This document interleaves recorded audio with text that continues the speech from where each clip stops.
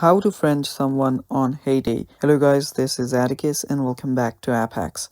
In today's video, I'll teach you guys how you can add a friend on Heyday.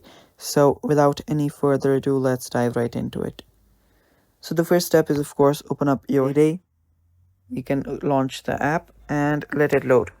After it loads, make sure that you're on your account as well. Now, to find someone, you can use different methods. You can find your friends from this option here. You can see the list of your friends here. Now, if you want to add a friend, you can use a neighborhood or you can use anything. I'll just use this newspaper here and head over to a profile. So let me just head over to this profile here.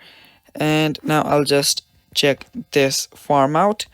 And after I've liked this form, and if I want to send a friend request to this very person, I can just tap on this, I'll just tap on this option that is right here. You'll see the save option. You can save and you can tap on plus, you can like them. And after you tap on this, arrow icon, you'll see an option pop up that says add friend and invite. If you tap on add friend, this will send a friend request to that very person. And yeah, now after they accept it, you will now have a friend. Now you can check out your friends by simply tapping on this icon right here. Let me show you after this loads.